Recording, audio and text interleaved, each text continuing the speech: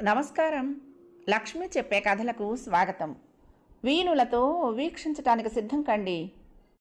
ప్రియ సఖులు, ఇప్పుడు మనం ప్రముఖ రచయిత్రి శ్రీమతి ఆరికపూడి కోడూరి కౌసల్యాదేవి గారు రచించిన తపోభూమి ధారావాహిక నుండి 5వ భాగం వినేద్దామండి. ఉదయం బాగా వాన కురుస్తున్నది. చాలా రహదారులు మోకాలి లోతు నీళ్లు నిండి ప్రయాణం చాలా కష్టంగా ఉంది. రోజు 20 నిమిషాల్లో కాన్వెంట్కు చేరే రిక్షా ఈరోజు అతి కష్టం మీద లాగపడుతూ గంటకు పైగా తీసుకుంది. రిక్షా దిగి తడిసిన చీర చెప్పులు సర్దుకుంటూ ఉండగా పక్కన అని కారు నుండి దిగింది. రెయిన్ కోటు టోపీలో బుట్టబొమ్మలా ఉంది. అంతా నీటిమయంగా ఉన్నందున అనిని నౌకరు జాగ్రత్తగా లోపలికి తీసుకువెళ్తున్నాడు. మీకు కారు లేదా మేడం, తడిసిపోయారే? చీర కుచ్చిళ్ళు జాగ్రత్తగా ఎత్తి పట్టుకుని నడుస్తున్న రాధిక అని మాటలకు నవ్వింది సమాధానం ఇవ్వకుండా. జాగ్రత్త అమ్మా, మళ్ళీ వచ్చి తీసుకువెళ్తాను. వానొస్తే లోపల కూర్చో, తడవకు. అలాగే డాడీ అంటోంది అని. అప్రయత్నంగా అటు వెనుతిరిగి చూసింది రాధిక. ఆమె కళ్ళు విస్మయంగా కదిలాయి, నీటిలోని చేప పిల్లలాగా. పైన కురుస్తున్న వానను కూడా విస్మరించి కట్టి నిలబెట్టినట్లే ఆగిపోయాయి పాదాలు. అని పైననే దృష్టి కేంద్రీకరించి ఉన్న అతడు నందగోపాల్, తన నందు. అప్పటికంటే పుష్టిగా అందంగా రంగు తేలి ఉన్నాడు. డ్రైవరు రాలేనట్లుంది, అతనే నడుపుతున్నాడు కారును. అటు ఇటు వస్తున్న రిక్షాలకు అడ్డు కాకుండా కారును మళ్లించటంలోనూ వానగా ఉన్నందువల్ల అతడు రాధికను గుర్తించలేదు. ఏమిటి రాధిక, అలా నిలిచిపోయావు? మరో అధ్యాపకురాలు విస్మయంగా చూస్తూ అడగటంతో పరధ్యానం నుండి జాగ్రత్తావస్థకు దిగిన రాధిక మౌనంగా లోనికి నడిచింది. ఆమె ఎదలో దావానలో రేగింది. అంతటి వానలోనూ దాహం అనిపించింది. భోనాంతరాలను ఏకం చేస్తూ కురిసిన ఆ పెద్ద వర్షం కంటే అధికమైన కన్నీటిని వర్షిస్తోంది ఆమె అంతరంగం. ఏదైతే కాకూడదని అహోరాత్రులు ఆ దైవాన్ని ప్రార్థిస్తూ ఉందో అదే జరిగిపోయింది. నందు రాధికను మరిచి వివాహం చేసుకున్నాడు. సంతానానికి జన్మనిచ్చి పెంచుకుంటున్నాడు. ఉన్నత స్థితిలో ఉన్నాడు. బహుశా అతడు గతాన్నంతటినీ మరిచి ఉండొచ్చు. తాను మాత్రం అతడిని గొప్ప ప్రేమికుడిగా నమ్మి తన కోసం తప్పక తిరిగి వస్తాడనే ఆశతో జీవిస్తోంది. ఇదేమిటి రాధిక, వానలో స్నానం చేసొచ్చి పైగా తలైనా తుడుచుకోకుండా అలా గోపికలా కూర్చున్నావేమిటి అని ఒక టీచర్ అడిగింది. ఎవరిని చూసావేమిటి అంత పరధ్యానంలో పడ్డావు అని ఇంకొక ఆమె నవ్వుతూ అంది. వెన్ను తట్టినట్లే అయ్యింది రాధికకు. విద్యలు అధికమైన ఆయటికాయుడు వయసు భయపడుతున్న బుద్ధులు మాత్రం చాలామందికి ఎదగవు, హద్దులు అసలే తెలియవు. తాను వానలో నిలిచిపోయి నందు వంక చూడటం వారు గమనించారు కావచ్చు, కానీ అందులో అంత హేళన దేనికి? ఛీ! వారి మాటలకు ప్రత్యుత్తరం ఇయ్యలేదు. చేరుమాలతోనే తల తుడుచుకుంటూ ఉండిపోయింది. ఆలోచనలు ఎక్కడెక్కడో తిరుగుతున్నాయి. 1 గంట సేపు తరగతికి పాఠం చెప్పగానే ఆమెకు జ్వరం వచ్చినట్లయింది. మరొక గంట బలవంతంగా కూర్చుని ఏదో చెప్పాననిపించింది, కానీ ఆ పైన ఇక సాధ్యం కాలేదు. అది జ్వరమో ఆలోచనల భారమో తెలియదు, కానీ విశ్రాంతి మాత్రం అత్యవసరం అనిపించింది. అందుకే సెలవు తీసుకుని ఇంటికి బయలుదేరింది. నీరు కొంత తీసింది, వాన లేదు. నడిచి వెళ్ళిపోవాలి. ఈ సమయంలో రిక్షాలు దొరకవు. కాలినడక నిదానంగా నడక ప్రారంభించింది. సగం దారి నడిచింది. మరలా అప్పటికప్పుడు ఆకాశం మేఘావృతమై విపరీతమైన వాన కురియసాగింది. మధ్యన ఫళఫళ రావాలతో ఉరుములు మెరుపులు. ఎంత త్వరగా అడుగులు వేయాలన్నా ఎదురుగాలి బలవత్తరమై అవరోధమై ఆటంకపరిచింది. పూర్తిగా తడిసి మొద్దై ఇల్లు చేరిన రాధిక ధిక్కరించిన విధిని నిందించుకుంటూ తాళం తీసి గదిలోకి అడుగుపెట్టింది. ఆమెను మరింత విసిగించే పరిస్థితి అక్కడ ఎదురు చూస్తున్నది. ఉదయం ఇల్లు విడిచే సమయంలో కిటికీ తలుపులు మూయటం మర్చిన కారణంగా వానంతా గది నిండా ప్రవేశించింది. కిటికీ పక్కగా ఉన్న పెట్టెలు బెడ్డింగు పూర్తిగా తడిసిపోయాయి. పెట్టెల్లో చీర తీసుకుని మూత సరిగ్గా వేయని కారణం ఇప్పుడు శిక్షగా పనిని బాగా కల్పించింది. పెట్టెల్లో బట్టలు పుస్తకాలు అన్నీ తడిశాయి. తాను ఆపాదమస్తకం తడిసి ఉన్నదనే విషయాన్నే విస్మరించి ఆ సేవలో మునిగింది. అన్నింటినీ మంచంపై విడివిడిగా పరిచి ఆరటానికి ఫ్యాన్ తిప్పింది. పుస్తకాలు ఇంచుమించు అన్నీ తడిశాయి, కానీ భగవద్గీతను ముందు చేతికి తీసుకుని పేజీలు తిప్పింది విచారంగా. తల్లి ఉంటే ఇంట్లో తనకేమీ తెలిసేది కాదు, కానీ ఆమె పెద్ద కూతురు దగ్గరికి వెళ్ళింది 4 రోజుల క్రితం. లోపల అంత తడవలేదు, ముందు ఈ కవర్ తీసేస్తాను అనుకుంటూ పుస్తకం పైన చుట్టిన వార్తాపత్రికను తీసి పాడేస్తూ ఉంటే ఆ లోపల నుండి ఒక ఉత్తరం కింద పడింది. చిరంజీవి రాధికకు కృష్ణ. ఆత్రంగా పరుగులెత్తాయి నేత్రాలు అందులోని అక్షరాల వరుసల వెంట. రాధి, ఆశ, ఊహ మానవ జీవితానికి పట్టుకొమ్మలని నా అభిప్రాయం. దైవం ప్రత్యక్షమవుతాడనే ఆశతోనూ తన కోరికలన్నీ తీర్చగలడనే ఊహతోనూ భక్తుడు దైవం గురించి తపం చేస్తాడు. అయితే అందరి ఆశ తీరిందా?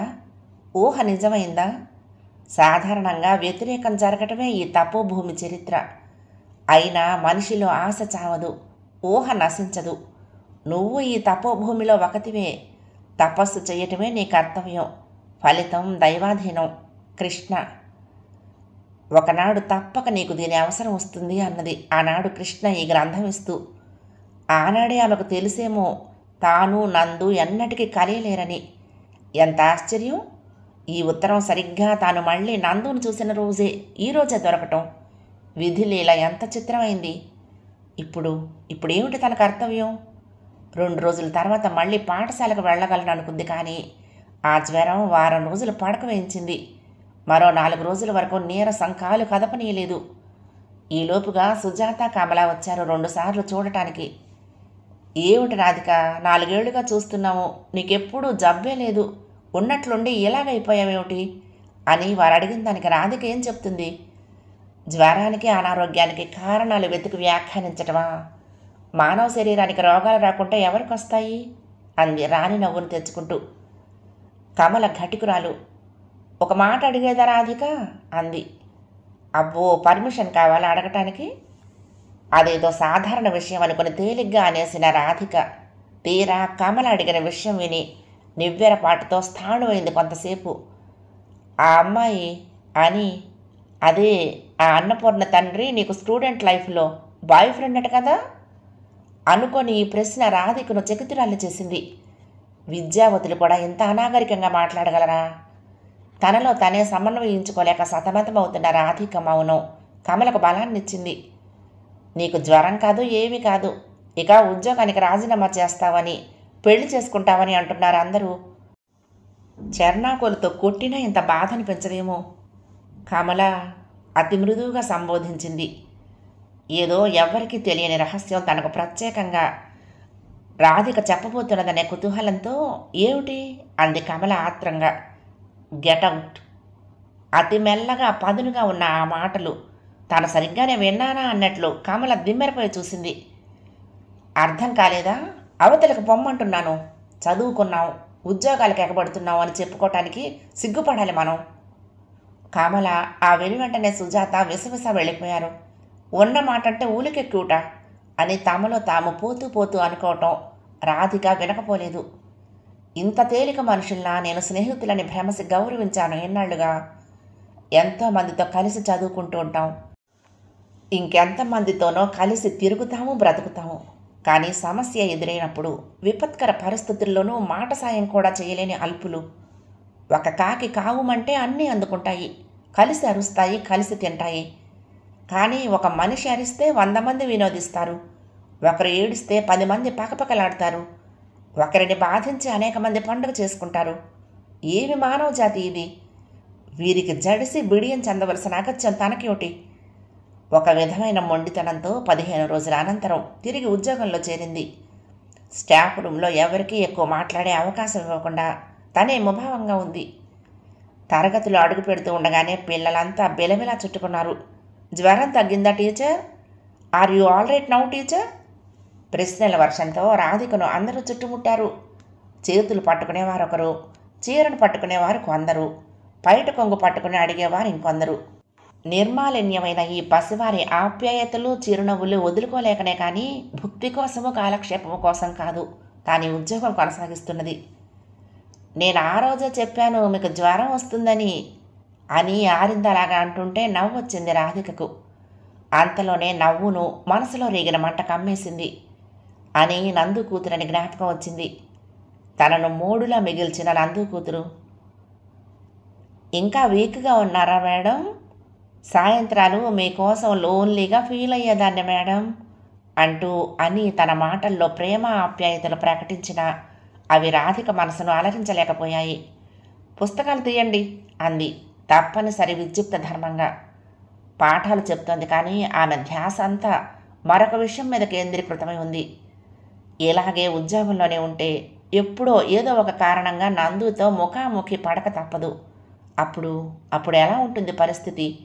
ఆ సందర్భాన్ని తానెలా స్వీకరించి తట్టుకున్నప్పటికీ ఈ సంఘం వ్యాఖ్యానించే తీరు ఎలా ఉంటుందో ఊహించవచ్చు. అయితే దుర్మార్గపు వ్యాఖ్యానాలను తట్టుకుని నిలబడగల శక్తి తనకు ఉండబోదనేది మాత్రం యథార్థం. ఎవరేమన్నా కాన్వెంట్ ప్రిన్సిపాల్ మాత్రం రాధికను పూర్వపు గౌరవంతోనే ఆదరించింది. ఎప్పటి వలె ఆమెకు ఆఫీసు నిర్వహణ విషయంలో సాయం చేస్తూ సంధ్యవాలే వరకు ఉన్న రాధికకు ఆ గది బయటకు వచ్చేసరికి జ్ఞాపకం వచ్చింది అని సంగతి. అనీకారు ఆమె కోసం సరైన సమయానికి వస్తే సరే, లేకుంటే పాపం ఒక్కతే కూర్చుని ఉంటుంది తన కోసం ఎదురు చూస్తూ. తనకింత మరుపెలా వచ్చింది? అనుకున్నట్లే అని 2 చేతులు 2 బుగ్గలకు ఆనించుకుని ఒంటరిగా వరండాలో కూర్చుని ఉంది. వీధి గేటు వైపే ఎదురుతెన్నులు చూస్తున్న ఆ చిన్నారి కళ్ళల్లో గూడు కట్టుకున్న దిగులు స్పష్టంగా దర్శనమవుతున్నది.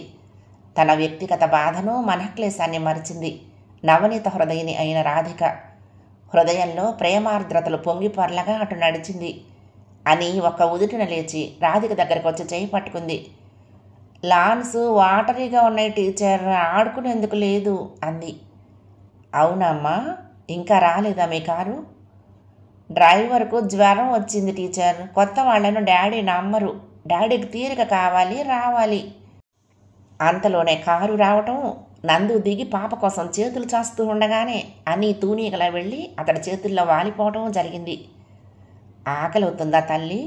ఏం చెయ్యను, ఎంత ప్రయత్నించినా ఇంత సమయం అయిపోయింది అంటూ అక్కును చేర్చుకున్నాడు. అనేకి దుఃఖం ప్రవాహంలో వచ్చింది. నాకు అమ్ముంటే మీరు రాకపోయినా అమ్మ వచ్చి తీసుకువెళ్ళేది. అమ్మ నిమ్మని దేవుణ్ణి అడిగేయండి డాడీ అని క్రిందకు దింపి చెంపలు సవరిస్తూ అన్నాడు. వద్దమ్మా, దేవుడు తీసుకున్న వాళ్ళని ఇవ్వడు. నువ్వు అలా అడగకూడదని చెప్పానా? పద, నీ బ్యాగు టిఫిన్ బాక్స్ తీసుకురా అంటూ ఆ వస్తువులను వంక చూశాడు. అప్పటికి అనేక టీచర్ జ్ఞాపకం వచ్చింది. శిలా ప్రతిమ వలె నిలిచి ఆ తండ్రి కుమార్తెలను తిలకిస్తున్న రాధిక ఒక్కసారిగా అదిరిపడి వెనక్కు తిరిగింది. కానీ శిశింద్రి లాంటి అని అంత తేలిగ్గా వదులుతుందా? టీచర్ ఈయనే మా డాడీ, నా కోసం ఎప్పుడు ఇక్కడ ఉంటారే మంచి టీచర్ ఈవిడే డాడీ, వానలో తడిచి జ్వరం తెచ్చుకున్నారు డాడీ అని చేసిన పరిచయాలకు నమస్కరించబోయిన నందు హస్తద్వయం మధ్యలోనే ఆగిపోయింది. రాధి పెదవులు కదిలాయే కానీ శబ్దం వినరాలేదు. అతడి కళ్ళల్లో సంభ్రమాశ్చర్యాలు పోటీ పడ్డాయి. ఎవరిని వారు సంభాళించుకోవడానికి కొంత సమయమే అయింది. ముందుగా తేరుకున్న నందు మూగబోయిన కంఠాన్ని సవరించుకున్నాడు. రాధిక గేటు వంక నడవాలనుకున్నదే కానీ కాళ్ళు కదిలితే కదా. నందు కళ్ళల్లో ఇప్పుడు విభ్రాంతి సమసిపోయి ఆనందం నెలకొంది. సంతోషం తొణకిసలాడే గాళంతో అడుగుతూ రాధిక వంక నడిచి రాసాగాడు. బావున్నావా రాధి అన్నాడు. రాధిక నిశ్చలంగా నిలిచిన తీరులో కానీ గంభీరంగా ఉన్న ముఖ కవళికల్లో కానీ ఎటువంటి మార్పు లేదు. నందు వదనంలో బాధ సుడులు తిరిగింది. రాధి, నీ నందును గుర్తుపట్టలేదా? వెంటనే ములుకుల వంటి మాటలొచ్చి నందు హృదయంలో సూటిగా దిగాయి. కారు, సూటు, బూటు, తలకు తగని నడమంత్రపు సిరి ఏవి నా నెత్తికెక్కలేదు మనుషుల్ని మర్చిపోవటానికి, తప్పనిసరిగా లాంఛనప్రాయంగా పలకరించడానికి. నేనే ఆనాడు ఈనాడు కూడా అంది అంటూ శరవేగంతో గేటు వైపు దూసుకుపోయింది. నిలుచున్న తావులనే నీరసంగా చూస్తూ ఉండిపోయిన నందుని అని కుదిపి మాట్లాడించింది. టీచర్కు మీ మీద కోపం ఎందుకు డాడీ అడిగింది. డాడీ, మీరు చిన్నపిల్లల్లా పోట్లాడుకుంటారా? నందు అతి మెల్లగా నచ్చ చెప్తూ అని చేపట్టుకుని నడిచాడు. దూరంగా కనుమరుగవుతున్న రాధిక పైన దృష్టి నెగిడ్చి. నువ్విలా ప్రతిదీ అడగకూడదమ్మా, ఏదైనా నేను చెప్తే వినాలి పదా అన్నాడు. రాధి తల ఉంచుకుని రాస్తాకు ఒక వారగా నడుస్తున్న రాధిక ఆగి తిరిగి చూసింది. నందగోపాల్ కారు ఎక్కడో దూరంగా ఉంది. చాలాసేపటి నుంచి తన కోసం వేచి ఉన్నాడన్నమాట. ఇక్కడ క్రోధం ముప్పిరి కొంది రాధికలో. ఏంటి వెంటాడటం ప్రారంభించావా? పాపం ఎంత శ్రమ పడ్డావేమిటి ఈ 4 రోజుల నుండి నా ఆచూకీ తెలుసుకోవటానికి?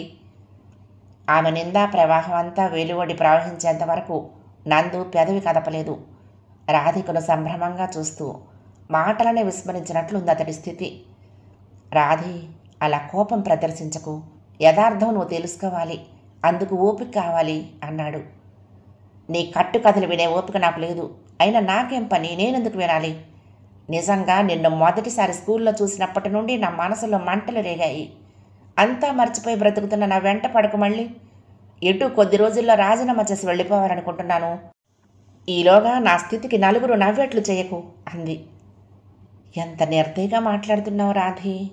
నిన్ను నేను నలుగురు నవ్వే స్థితికి తీసుకొస్తానా? మరి ఈ నిర్జన ప్రదేశంలో ఇలా మాట్లాడుకుంటున్న మనల్ని చూసి ఎవరైనా ఏమనుకుంటారు? దీర్ఘంగా నిట్టూర్చాడు నందు. రాధి, మీ ఇల్లు ఎక్కడో తెలియదు. అన్నపూర్ణ ఎంత అడిగినా నువ్వు చెప్పలేదుట. అందుకే వివరాలు తెలుసుకుందామని ఈ దారిలో వేచున్నాను. అసలు నువ్వు ఈ ఊళ్ళో ఎందుకుంటున్నావు? మన ఊరి అడ్రస్కు ఎన్ని ఉత్తరాలు రాసినా జవాబులు లేదు. రిజిస్టర్ ఉత్తరాలు తిరిగి వచ్చాయి. ఆ మధ్య స్వయంగా వెళ్ళి చూస్తే మీరు ఆ ఇల్లు అమ్మేశారనే వివరాలు తెలియవని అన్నారు అక్కడి వాళ్ళు చెప్పాడు. అవును, మా నాన్నకి పక్షవాతం వచ్చి ప్రస్తుతం పెద్ద కూతురి ఇంట ఉన్నారు. చేసిన పాపాలకు ఫలితమో ఏమో ఆ ఇంట ఐశ్వర్యం వచ్చినట్టుగానే నడిచింది. నేను ఇలా ఉన్నాను. అన్నింటి ఫలితంగా ఈ ఉద్యోగమే మాకు ప్రస్తుతం జీవనాధారం.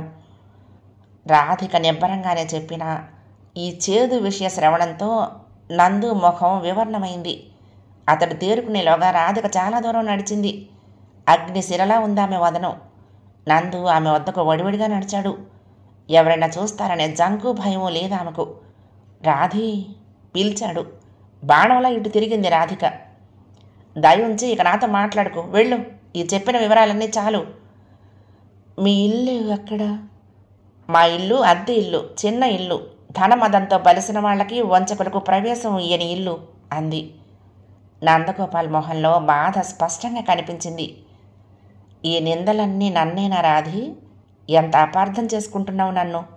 ప్లీజ్ రాధి, అడ్రస్ చెప్పు.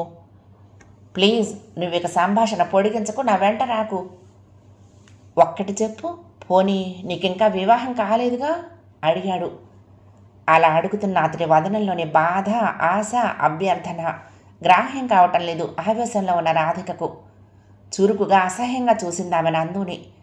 నాకు వివాహం అయ్యింది. అతడి కళ్ళ కింద భూమి కదిలినట్లే అనుభూతి చెందాడు. ఆ గళంలోని ఆక్రందన నిదానస్తులకు తప్పక గ్రాహ్యం అవ్వగలదు. అతి కోపంగా ఉన్న రాధిక మాత్రం అవేమీ గ్రహించకపోగా అక్కసుగా అంది. అతడికి వేరే ధనవంతురాలైన భార్య, బిడ్డ, సంసారము, ఇల్లు అన్నీ ఉన్నాయి. అందుకే ఆ నీచుడిని మర్చిపోయి నాకు నేను ప్రశాంతంగా బ్రతకాలనుకుంటున్నాను. నివ్వెరపాటు చెందిన నందు తేరుకునేలోగానే ఆ దారిని వచ్చిన ఖాళీ రిక్షాను ఆపి ఎక్కి నిష్క్రమించింది రాధిక. నందు దుఃఖం వర్ణనాతీతం. అతడెవరు? ఎవరైనా సరే నచ్చ చెప్పి అతడితో రాధిక సుఖపడేటట్లు చేయాలి. కానీ అతడెవరో తెలియనిది ఎలాగా? నందును అహోరాత్రాలు ఆ విషయమే బాధించసాగింది. మళ్ళా రాధిక కోసం వేచున్నాడు ఒకనాడు దారిలో. రాధి, నన్ను కొంతైనా మాట్లాడని, ఎందుకిలా నన్ను చూస్తేనే అగ్గి మీద గుగ్గిలంలో భగ్గుమంటున్నావు అడిగాడు. రాధిక ముఖం క్రోధంతో అరుణిమ దాల్చింది. నువ్వెందుకిలా నా బ్రతుకు నన్ను బ్రతకనీయక కక్ష సాధిస్తున్నావు? నీకు నేనేం అపకారం చేశాను? నీకై నువ్వు దారి చూసుకున్నావు. డబ్బున్న జీవితం ఏమైనా విలాసాలు కూడా నేర్పిందా నీకు? రాధి, ఏమిటి అభాండాలు నా మీద? చిన్ననాటి స్నేహితురాలు, మన మధ్య ఏమున్నదో కూడా మరిచి ఇలా మాట్లాడుతున్నావా అన్నాడు. ఏ ఉన్నదో మరిపించేంత ధనపు కైపు నాకు లేదు. అంటే నాకుందా రాధి? మరి లేదా? అలా అడుగుతున్న రాధిక కళ్ళలోని తీవ్రత ప్రపంచాన్ని భస్మం చేసేటంత ఉగ్రంగా ఉంది. ఎందుకలా అపార్థం చేసుకుంటున్నావు రాధి? నేను కైపెక్కిలేను. బాధలు అనుభవించి అనుభవించి ఓదార్చే దయామయి కోసం వెతికి వెతికి వేసారుతున్నాను. ఆ దయామయివి కనపడ్డావు. కానీ నా బాధ ఏమిటో వినకుండా నన్ను విదిలించి పారేస్తున్నావు. నిన్ను నేను మరువలేను రాధి అన్నాడు. రాధిక వదనంలో జుగుప్స, అసహ్యం నర్తించాయి. ఆమె పెదవులపై హేళనాపూర్వక హాసం నిలిచింది. ఎందుకు మరవలేవు? నీకు రెండో భార్యగానో ఉంపుడు గత్తెగానో ఉండగల నీచురాలిగా నన్ను అంచనా వేసుకున్నావా? ఎంత దిగజారిపోయావు? నిర్ఘాంతపోయాడు నందు. రెండవ భార్య? మొదటి భార్య ఎవరు? అమాయకత్వం నటించకు ఈసడించింది రాధిక. నువ్వేదో అపోహలో ఉన్నావు రాధి, నాకసలు వివాహం కాలేదు. రాధిక చూపులు కఠినంగా మారిపోయాయి. ఆ దృష్టి ఆనాడు గురుడ్డి కొంగను భస్మం చేసిన కౌసుకుని దృష్టికి ఏమాత్రం తీసిపోదనిపించింది. కళ్ళు మూసుకుని పాలు తాగే పిల్లి తననెవరూ చూడలేదనుకుంటుందిట. ఆ జంతువు కంటే 4 ఆకులు ఎక్కువ చదవటంలో మాత్రమే మనిషి ఆధిక్యతని నిరూపించుకున్నావు నువ్వు. నీ కూతురు అని నా స్టూడెంటే అంది. రాధి, నటించకు. అసహ్యం కూడా కాదు, అంతకు మించిన భావం ఏదో కలుగుతోంది నీపై. ఊరు మారావు, మతం మారావు, బుద్ధి కూడా మార్చుకున్నావన్నమాట. అంతటి పేదరికంలో కూడా అన్యాయాలకు ఎదురు తిరిగి జైల్లో కూర్చోటానికి కూడా తయారైన నా నందు ఎక్కడా? ఈనాడు స్నేహాన్ని కూడా విస్మరించి ఒక సాధారణ స్త్రీ జీవితాన్ని కూలదోయటానికి ప్రయత్నిస్తున్న ఈ మోసగాడెక్కడా? ఏమాత్రం మానాభిమానాలున్నా ఇక నన్ను కలుసుకోకు, మాట్లాడకు, లోకులు కాకుల్లా అరిచే అవకాశం కల్పించకు అంది. అప్పటికే లోకుల దృష్టి తమపై పడిందని తెలియదు ఇటు రాధికకు కానీ అటు నందుకి కానీ. లోకం ప్రసక్తే అవసరం లేనట్లున్న టీ కొట్టు యజమాని అతి వృద్ధుడైన అతడికి కళ్ళు కనిపించవేమోనని లోకులు భ్రమసిన, చెవులు వినిపించవు, ఎవరి గొడవ అక్కర్లేని వాడేవని మరెవరు అనుకున్నా అది పొరపాటే. అప్పుడప్పుడు ఆ దారిని పోతున్న సైకిలు స్కూటరు తాలూకు ప్రయాణికులను కూడా రాధిక నందులు గమనించకపోవచ్చు. ఆయా వాహనదారులకు మాత్రం వీరిపై శ్రద్ధాశక్తులు ఎక్కువగానే ఉన్నాయనక తప్పదు వారి చూపులను బట్టి. నందగోపాల్కు కర్తవ్యం స్ఫురించడం లేదు. ఎలా రాధికతో తీరికగా మాట్లాడటం, ఎలా ఆమెను నమ్మింపచేయటం? ఇటు రాధిక తన ఇంట్లో అన్నపానాలను త్యజించి మార్గోపాయాన్ని ఆలోచిస్తోంది. ఏమిటలా ఉంటున్నావు రాధి, చాలా పరధ్యానంగా ఆలోచిస్తూ ఉంటున్నావు అని 2 సార్లు అడిగింది రాజేశ్వరి. ఆమె నిన్ననే వచ్చింది పెద్ద కూతురు దగ్గర నుండి. వస్తూ వస్తూ అనేక సమస్యలు మోసుకొచ్చింది అక్కడి నుండి. ముఖ్య సమస్య జగన్నాథం ఆరోగ్యం. అతడికి ఇప్పటికంటే మంచి భోజన సదుపాయం, వైద్య సదుపాయం ఉంటే పక్షవాతానికి గురైన కాళ్ళు తిరిగి రావచ్చునని డాక్టర్లు అంటున్నారు. ఇక్కడికి తీసుకొచ్చేస్తే అమ్మా? రాధిక ప్రశ్నకు అడ్డుగా తలాడించింది రాజేశ్వరి. మనుష్య బలగమేది రాధే ఇక్కడ. నువ్వు స్కూలుకి వెళ్ళందే మన బ్రతుకులు ఎలా గడుస్తాయి? ఒంటరిగా నేనంత చాకరీ ఎలా చేయను అంది. అమ్మా, పోనీ మనం కూడా అక్కడికి వెళ్తే నాకు అక్కడ ఏమైనా ఉద్యోగం దొరికే అవకాశం ఉందా అమ్మా? అలా ప్రయత్నిద్దామని మీ అక్క బావ అంటున్నారమ్మా అంది రాజేశ్వరి. అయితే మనం 2-3 రోజుల్లో వెళ్ళిపోదామమ్మా. రేపే ఉద్యోగానికి రాజీనామా ఇస్తాను. అదేమిటి రేపేనా మరి? అదేలేమ్మా, ప్రిన్సిపాల్కి చెప్పి ఒప్పించేసరికి ఎటు ఓ 6 రోజులు పడుతుందిలే. ఈలోగా ఇక్కడ ఇంటద్దె అప్పులు అన్నీ తీర్చుకోవాలి మనం. ఈ మాటలు వింటూనే కళ్ళ నీళ్లు జలజల రాలాయి రాజేశ్వరికి. ఎటువంటి జీవితం ఎలా అయిపోయింది రాధి? ఎన్నో లక్షలతో ఎంతో వైభవంగా నీ పెళ్లి చేసి చక్కని ఇంటికి నిన్ను పంపుదామనుకునేదాన్ని. నీ చేత ఉద్యోగాలు చేయించి ఆ డబ్బులతో బ్రతికే స్థితికి వచ్చాము. మీ నాన్న చేసిన అన్యాయాలకు ఎందరూ ఏడ్చారో వాళ్ల ఉసిరే మనల్ని ఇలా కుట్టి కుడుపుతోంది. ఇందుకు విముక్తి లేదేమో ఇక. ఈ మాటలు వింటూనే రాధిక మళ్ళీ ఆలోచనల్లోకి జారిపోయింది. నందు కూడా ఇటువంటి అన్యాయ మార్గంలోనికి దిగాడు కదా, అతని భవిష్యత్తు కూడా అంతేనా? అబ్బా, ఆలోచించడానికి ఘోరంగా ఉంది. ఇదేమి మనసు? అటు పూర్తిగా ద్వేషించడం లేకుంది, ఇటు పూర్వపు ప్రేమను పునరుద్ధరించడం లేకుంది. పాపం, ఈరోజు అని తన వైపు ఎంత దీనంగా చూసింది. తను పూర్వంలా ప్రేమగా మాట్లాడటం లేదని ఆ పసిపిల్ల తెగ బాధపడుతోంది. కానీ బాధపడని నాకేం, నేను బాధపడటం లేదు. రేపు మరో మంచి టీచర్ దగ్గరో, ఆయా దగ్గరో, ఇంకెవరి దగ్గరో అని తన బాధను మర్చిపోయి హాయిగా ఉంటుంది. కానీ నేను, నా బాధ ఇక ఇదేనా? నాపై ఇతరులకు లేని జాలి నాకెందుకు మరొకరిపై? చిన్ననాటి నుండి ఈ ఆర్ద్రత, అనవసరపు ప్రేమే కదా తనని ఇలా నిరర్ధక జీవితం గడిపేటట్లు చేశాయి. ఇంకా ఇంత పిచ్చెందుకు? ద్వైధీ భావాలతో సతమతమవుతూనే మర్నాడు కాన్వెంట్లో అడుగుపెట్టిన రాధిక కొంత ఆశ్చర్యానికి లోనైంది.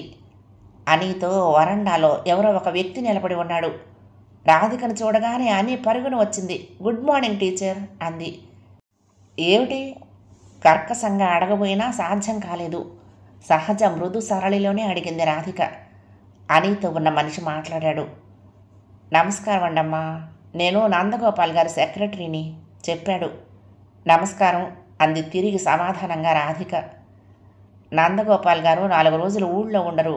ఈ పాపను స్కూల్ నుండి తీసుకువెళ్ళటానికి, స్కూలుకు తీసుకురావటానికి కూడా నేనే వస్తూ ఉంటాను. కొత్త కదండి పాపకి ఇంకా.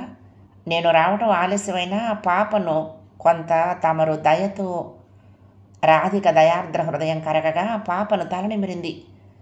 ఎంత ఐశ్వర్యం ఉన్నా సుఖం లేని దురదృష్టవంతురాలు అని దయతో తలపోసింది. తమరు కాస్త కనిపెట్టి చూస్తే తమకు నిశ్చింత అని అయ్యగారు చెప్పమన్నారండి. పాప హోంవర్క్ అవి చేయలేకపోయినా దయతో క్షమించమని చెప్పమన్నారు అన్నాడు. అలాగే మీరు వెళ్ళొచ్చు అంది. కృతజ్ఞతలండి అంటూ అనీకి అతడు జాగ్రత్తలు చెప్పి వెళ్ళాడు. నేనొస్తేనే రావాలమ్మా అని నువ్వు ఇంకెవరి కారు ఎక్కి వెళ్ళొద్దు, ఏ స్నేహితుల ఇళ్లకు వెళ్ళొద్దు, అవి ఇవి కొనుక్కోవాలని వీధిలోకి పరిగెత్తొద్దు, వరండాలో పొందికగా కూర్చో తెలిసిందా చెప్పాడతను.